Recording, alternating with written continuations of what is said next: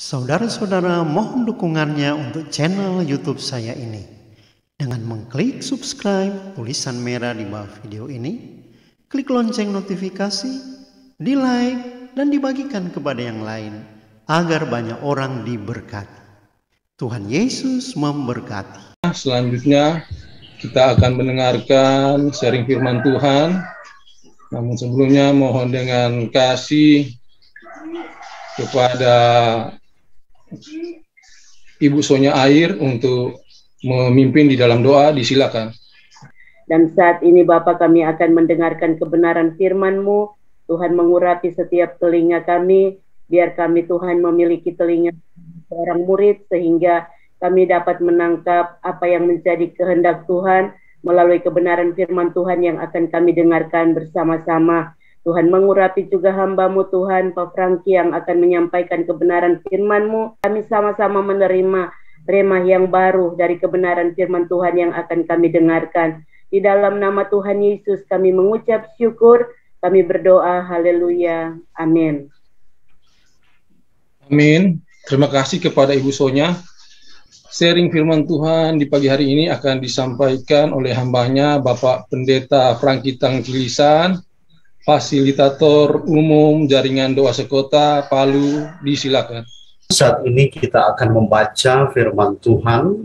Pembacaan firman Tuhan di dalam kitab Kejadian pasalnya yang kelima, ayat 21 sampai 23.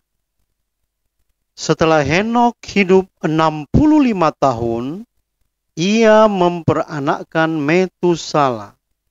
Dan Henokh hidup bergaul dengan Allah selama 300 tahun lagi. Setelah ia memperanakkan Metusala, dan ia memperanakkan anak-anak laki-laki dan perempuan. Jadi Henokh mencapai umur 365 tahun, dan Henokh hidup bergaul dengan Allah, lalu ia tidak ada lagi, sebab ia telah diangkat oleh Allah. Adalah seorang yang sangat istimewa. Ia adalah seorang dari sedikit tokoh Alkitab yang diangkat oleh Allah dan tidak mengalami kematian, saudara-saudara ya.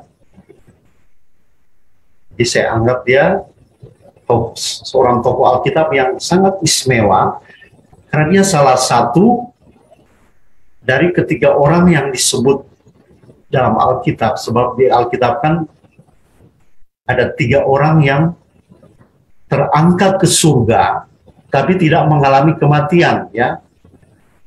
Yang pertama Henokh, yang kedua Elia, dan yang ketiga ya Tuhan kita sendiri, Tuhan Yesus, ya.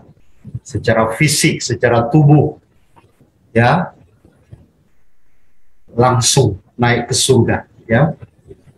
Nah, Henokh ini luar biasa. Ia adalah seorang dari sedikit tokoh di Alkitab yang diangkat oleh Allah karena ia bergaul karib dengan Allah. Kalau kita baca dalam kitab Kejadian, ya, Henokh ini bergaul karib dengan Tuhan. Kalau kita baca dalam terjemahan Alkitab, istilah bergaul ini, ya, kalau kita baca mungkin dalam terjemahan resmi, itu disebut hidup bergaul dengan Allah. Kalau kita baca dalam terjemahan sehari-hari, itu disebut hidup dalam persekutuan dengan Allah. Hidup akrab dengan Allah, ya. Kalau dalam terjemahan King James, kata hidup bergaul dengan Allah ini yaitu walk with God. Artinya berjalan dengan Allah atau berjalan bersama Allah, ya. Saudara yang dicintai Tuhan, hidup bergaul dengan Allah berarti kita tentunya bersekutu, selalu bersekutu dengan hal ini, dengan Tuhan. Hal ini menunjukkan kepada sebuah hubungan yang sangat dekat dengan Tuhan, ya. Henokh ini memiliki hubungan yang sangat dekat dengan Tuhan. Hal ini berarti bahwa Henokh itu berbincang-bincang dengan Allah. Ya, dan Allah tentunya juga berbincang-bincang dengan dia, ya. Suatu hubungan yang sangat akrab, ya. Sehingga melalui hubungan inilah, saudara-saudara, Henokh ini menjadi pribadi yang sangat kuat dalam artian rohani, ya. Sebab ketika dia berada di zaman yang jahat, dia tidak terpengaruh, ya. Karena persekutuannya dengan Tuhan ini luar biasa.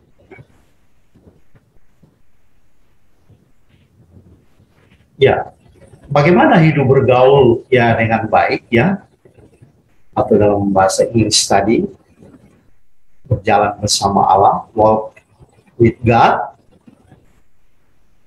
Hidup bergaul yang baik itu adalah ketika kedua pihak berjalan seirama, ya. Berjalan seirama, ya, artinya tentunya kita dengan Tuhan harus seirama dengan Tuhan, ya. Bukan berjalan sendiri-sendiri. Ada hubungan timbal balik, ya. Ada hubungan timbal balik. Semuanya seimbang dalam satu ritme. Langkah yang beriringan bersama Tuhan, ya. Demikian juga pergaulan kita dengan Allah. Jadi hidup bergaul dengan Tuhan berarti kita sejalan dengan Allah, ya, sejalan dengan Tuhan. Hidup bergaul dengan Allah juga, ya, tentunya bisa diterjemahkan berjalan bersama Allah, ya, seperti yang saya sudah katakan tadi. Contohnya, pada waktu kita berjalan bersama seorang, maka hal yang paling penting adalah arahnya harus sama, ya. Kalau arahnya tidak sama, maka kita tidak bisa berjalan bersama. Demikian juga halnya kita bersama Tuhan. Berjalan bersama Tuhan berarti kita sejalan dengan Tuhan, ya. Kita sedang berjalan dalam arah yang sama dengan arahnya Tuhan, ya. Jika kita mengatakan bahwa kita berjalan bersama Allah, namun kita tidak sejalan dengan Allah, ya, tentunya kita sedang bukan berjalan bersama Tuhan, tapi kita sedang berjalan sendiri. Kalau kita baca dalam kitab Kejadian, ya, dikatakan di sana bahwa Henokh berjalan bersama Allah, atau bergaul bersama Allah, ya. Jadi di sini bukannya Allah berjalan bersama Henokh, ya, tetapi Henokh berjalan bersama Allah.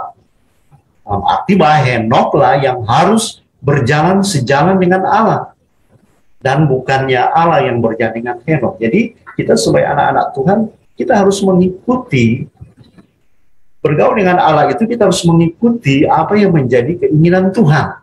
Kalau Tuhan berjalan ke kiri, ya kita harus ke kiri. Kalau Tuhan berjalan ke kanan, ya harus kita ke kanan. Ya, jadi dalam artian di sini, ya kita mengikuti, mentaati apa yang menjadi keinginan Tuhan. Dunia berjalan dalam jalan orang berdosa. Tapi saya akan berjalan sebaliknya, ya, di jalannya Tuhan, di jalan yang kudus. Saudara-saudara, seperti kita belajar Henokh, ya, Henokh hidup dalam zaman yang jahat pada waktu itu. Kalau kita pelajari, ya, itu kan zaman sebelum terjadinya air bah. Jadi masyarakat manusia pada zaman itu adalah orang-orang yang jahat, saudara-saudara, penuh dengan berbagai-bagai kejahatan pada waktu itu. Nah, Henokh hidup pada zaman itu. Dia hidup pada zaman sebelum air bah, ya, memusnahkan bumi. Zaman itu adalah zaman yang paling jahat dan rusak yang pernah ada, saudara-saudara, ya. Jadi kita lihat di sini bahwa inilah pergaulan dengan Tuhan, ya, di mana kita berjalan bersama Allah, selalu dalam ketaatan kepada Dia, ya, berjalan seritme dengan Tuhan, Kalau Tuhan mau begini, kita juga ikuti ya. Tuhan bilang mengampuni, kita mengampuni. Tuhan bilang menginjil, kita menginjil. Tuhan bilang berilah perpuluhan, beri perpuluhan ya.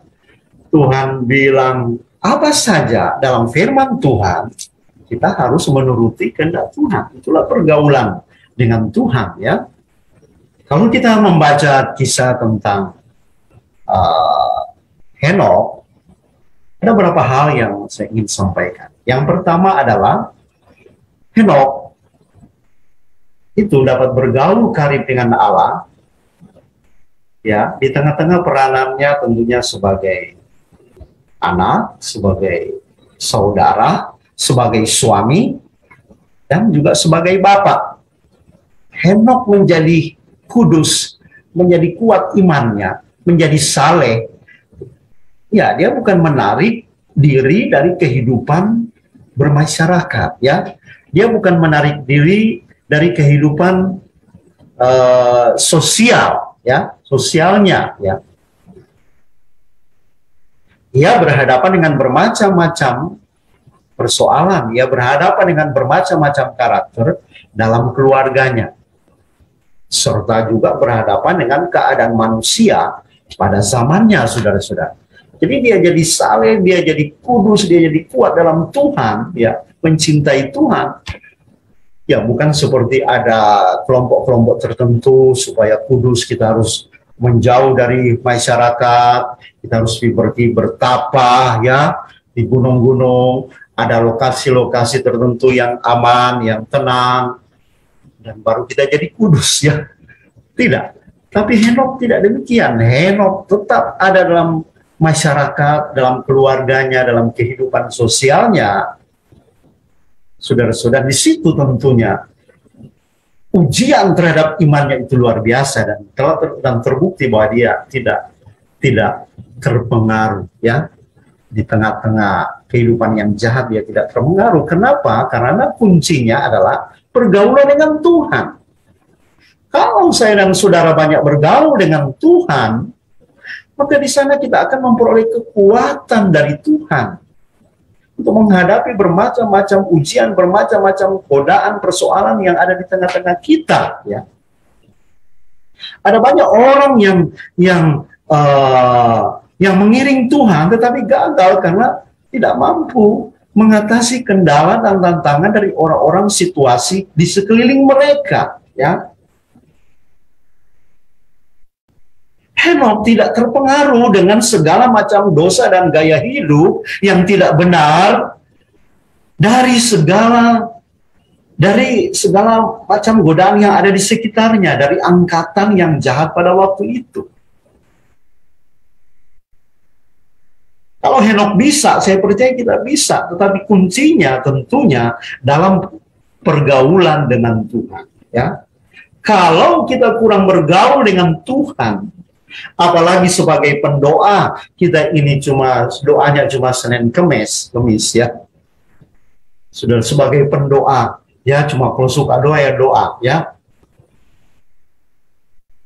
Maka kita tidak akan ada kemampuan untuk berdiri teguh di tengah-tengah tantangan, di tengah-tengah godaan, di tengah-tengah arus dunia yang begitu luar biasa, ya. Tetapi ketika kita ini banyak bergaul dengan Tuhan, maka saya percaya kehidupan kita akan jadi kuat, kita akan mampu melawan arus. Ikan yang mudah terhanyut itu adalah ikan mati, ya. Tapi kalau dia ikan hidup, pasti dia mampu melawan arus. Pergaulan dengan Tuhan akan membuat kehidupan rohani kita menjadi segar, menjadi hidup, saudara-saudara, ya, seperti Henokh, demikian juga seperti Daniel, Sadrak, Mesak, dan Abednego, ya. Mereka adalah orang-orang yang tetap teguh berdiri di tengah-tengah tantangan, ya. Daniel, kalau kita baca kitab Daniel, tetap bergaul dengan Allah di tengah-tengah berbagai kejahatan di Babel, ya. Dan Daniel tidak terpengaruh, dia tetap konsisten, ya, mencintai Tuhan. Jadi kita melihat di sini bahwa kunci kenapa Henok ini tetap kuat dan akhirnya dia diangkat oleh Tuhan, ya. Dia bergaul dengan Tuhan, saudara-saudara, dan mereka tidak terpengaruh, ya. Mereka tidak terpengaruh. Ya. Mengapa mereka tidak terpengaruh? Ya karena orientasi mereka, ya, fokus perhatian mereka hanya pada Tuhan. Walaupun mereka hidup di tengah-tengah situasi dunia yang jahat, sehingga mereka tetap kuat di dalam Tuhan dan penuh gairah cinta kepada Tuhan. Kalau kita banyak bergaul dengan Tuhan, kita semakin dekat dengan Tuhan, kita semakin mengenal Dia, maka kita akan kuat. Kalau saudara baca di dalam kitab Daniel 11 ayat 32,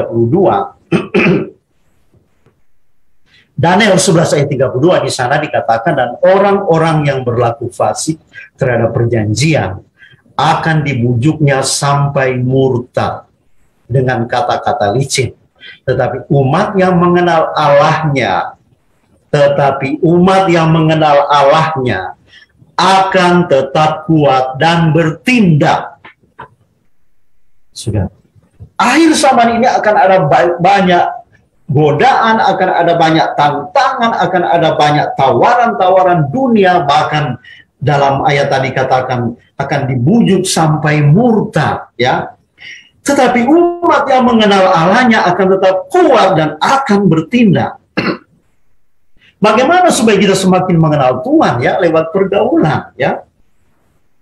Saudara bisa mengenal siapa suamimu, siapa istrimu, ya. Beda dengan ketika masih pacaran, ya. Kita belum mengenal sebenarnya 100% siapa dia, ya, siapa istri atau suami kita yang sekarang, ya. Tetapi ketika kita bergaul setiap hari, kita semakin mengenal suami kita, kita semakin mengenal istri kita, dan mungkin akhirnya kita berkata, oh ternyata suamiku begini, ya. Oh ternyata begini. Waduh sangat beda ya waktu pacaran, waduh lembut, ya, dan lain-lain, saudara-saudara. Tapi setelah menikah, ternyata, nah ini saudara-saudara, pengenalan itu terjadi karena pergaulan. Ya. Pergaulan yang akrab dengan Tuhan, saudara-saudara, ya. Jadi itulah teladan hidup Henok. Hal yang kedua adalah Henok menjalani hidup yang bermakna, walaupun umurnya singkat, ya. Kenapa saya katakan umurnya singkat? Karena dibandingkan dengan orang-orang pada zaman itu, umur Henok terlalu singkat, yaitu 365 tahun. Bagi kita sekarang waktu itu umur panjang sekali, ya. Tetapi bagi zaman itu 365 tahun itu singkat sekali, saudara-saudara, ya. Sebab anaknya saja Metusala, ya. Anaknya dari Henok itu namanya Metusala, hidup 969 tahun, ya. Lamai keturunan Henok saja berusia 777 tahun. Jadi kita melihat, jadi 365 tahun pada zaman itu mudah sekali, ya. Henok memilih, kenapa dia berkenan pada Tuhan? Karena Henok memilih dan menjalani prioritas hidup yang benar. Yaitu, apa itu prioritas hidup yang benar, saudara-saudara, ya? Yaitu dia menomorsatukan Tuhan dalam hidupnya, ya. Menomorsatukan Tuhan dalam hidupnya, saudara-saudara, ya. Kasihilah Tuhan Allahmu dengan segenap hatimu, dengan segenap jiwamu, akal budimu, kekuatanmu, saudara. Saudara-saudara, itulah hukum yang pertama dan yang utama, ya. Jadi saudara-saudara, yang menjadi teladan hidup Henok adalah dia menjalani hidup yang bermakna walaupun umurnya singkat. Apa itu? yaitu menomorsatukan Tuhan. Saudara. Sebagai anak-anak Tuhan, hamba-hamba Tuhan, wajib hukumnya kita ini menjadikan Tuhan yang terutama, saudara-saudara. Ya, bukan berarti kita seperti saya katakan tadi kita akan menarik diri dari masyarakat, tetapi di tengah-tengah masyarakat kehidupan sosial kita tetap menomorsatukan Tuhan. Ya, ya tentunya dalam hal apa kita menomorsatukan Tuhan? Bisa dalam hal waktu. Yang pertama dalam hal waktu, satu hari itu sama dengan 24 jam. Saudara-saudara, berapa banyak waktu yang kita berikan untuk Tuhan dalam satu hari, ya? Kalau Daud dia berkata 7 kali dalam sehari aku memuji-muji Tuhan, ya. Aku merenungkan Taurat Tuhan siang dan malam, ya. Di pagi hari dia datang kepada Tuhan, ya. Jadi Tuhan, dimanapun kita berada, Tuhan mau kita selalu bersekutu, memberi waktu kepada Tuhan, ya. Dalam apapun kita beri waktu kepada Tuhan, saudara-saudara, ya. Jadi menomorsatukan Tuhan adalah berilah waktu yang terbaik bagi Tuhan, ya. Waktu bangun pagi hari kita langsung berdoa dan memuji Tuhan, menyenangkan Tuhan, saudara-saudara. Nah, ini yang Tuhan inginkan. Menomorsatukan Tuhan artinya kita mau selalu beribadah kepada Tuhan, ya. Memprioritaskan Tuhan itu sama dengan membangun hubungan dengan Tuhan atau membangun persekutuan dengan Tuhan, ya. Ya, bagaimana melakukannya? Itu ibadah kita setiap saat, ya. Mungkin seperti saat teduh, membaca firman Tuhan, saudara-saudara, ya. Firman Allah kita baca setiap saat, memuji-muji menyembah Tuhan, saudara-saudara, ya. Seperti yang dicontohkan oleh Daud. Markus, ya. Pagi-pagi benar, Markus 1 ayat 35. Pagi benar, waktu hari masih gelap, ia bangun dan pergi keluar. Ia pergi ke tempat sunyi dan berdoa di sana. Ya. Saudara-saudara yang dikasih Tuhan, ini yang Tuhan kendaki dalam hidup kita, yang menjadi teladan hidup Henokh. Dan yang terakhir ketiga,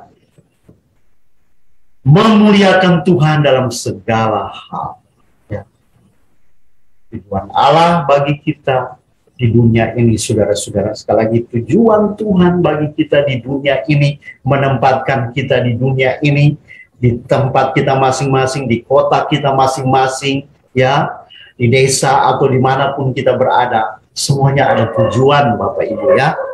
Tujuan Allah bagi kita menempatkan kita di tempat kita masing-masing adalah supaya hidup kita ini memuliakan Tuhan melalui apa yang Tuhan percayakan kepada kita, ya. Dalam bidang apapun, terutama tentunya kita dipanggil sebagai pendoa, supaya melalui hidup kita Tuhan dipermuliakan. Untuk itu, segala sesuatu yang kita lakukan, yang kita perbuat, ya tentunya hendaklah memuliakan Tuhan. Memuliakan Tuhan itu bukan hanya pada waktu berdoa, memuliakan Tuhan itu bukan hanya pada waktu baca Alkitab, memuliakan Tuhan itu bukan hanya pada waktu ke gereja, memuliakan Tuhan itu bukan hanya pada waktu penginjilan, tetapi apa saja yang kita lakukan, lakukanlah semuanya untuk kemuliaan Tuhan, kata Paulus kepada jemaat di Korintus, ya. 10 ayat 31 di sana dia katakan, jika engkau makan, jika engkau minum, jika engkau melakukan sesuatu apapun, ya, yang lain, lakukanlah semuanya itu untuk kemuliaan Allah. Nah, ini saudara-saudara, saudara yang dikasih Tuhan dan luar biasa, Henokh akhirnya diberi kemuliaan oleh Tuhan, diberi reward oleh Tuhan, saudara-saudara, di mana Henokh menyenangkan hati Tuhan dan akhirnya dia terangkat, dimuliakan oleh Tuhan. Puji Tuhan, saudara-saudara, kiranya firman Tuhan ini dapat memberkati Bapak Ibu hari ini. Mari kita belajar daripada Henokh yang menyenangkan hati Tuhan. Amin. Amin. Terima kasih kepada hambanya Bapak Pendeta Prangki Tangkilisan yang sudah sangat memberkati kita semua di pagi hari ini. Tuhan Yesus terus memberkati, menyertai pelayanan Bapak Pendeta Prangki Tangkilisan beserta keluarga dimanapun berada.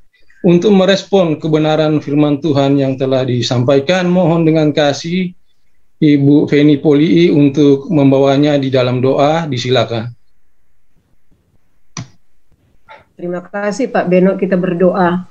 Kami bersyukur buat firman yang sudah disampaikan pada kami pada pagi hari ini. Tuhan, kami berdoa biar kami senantiasa dimampukan oleh Roh Kudus, dan kami mau bekerja sama dengan Roh Kudus untuk kami mau hidup sungguh-sungguh dapat menyenangkan berkenan hati Tuhan.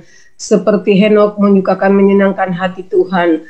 Kerinduan kami agar kami sungguh-sungguh menjadi orang-orang yang boleh dapat bersekutu akrab dengan Tuhan. Kami bergaul karib dengan Bapa melalui persekutuan kami, melalui pujian pengagungan kami kepada Tuhan, melalui doa-doa pribadi kami, melalui persekutuan kami dengan kebenaran firman Tuhan. Bahkan dalam segala sesuatu yang kami lakukan, dalam kegiatan apapun yang kami lakukan, kami bersekutu dengan Tuhan, kami memuliakan nama Tuhan. Terima kasih, biar kekudusan daripada Tuhan sungguh-sungguh boleh mengalir dalam kehidupan kami. Kami orang-orang yang dikuduskan oleh Tuhan melalui darah anak domba Allah, dan kami boleh semakin hari semakin boleh menguduskan diri kami, dan kami sungguh-sungguh boleh dapat menjadi berkat bagi banyak orang. Nama Tuhan dipuji, dimuliakan. Menteraikan kebenaran firman-Mu di dalam tanah hati kami yang paling subur, sehingga benih firman Allah itu boleh berakar dan bertumbuh dan menghasilkan buah-buah roh, buah-buah pertobatan, buah-buah iman, sehingga dan iman kami semakin hari bertumbuh ke arah Kristus, dan kami semakin hari semakin boleh dapat menyembah, memuliakan nama Tuhan. Terima kasih, terpujilah Tuhan. Berkati hamba-Mu Prangki yang sudah menyampaikan kebenaran firman-Mu. Terima kasih, kami mengucap syukur di dalam nama Yesus. Amin.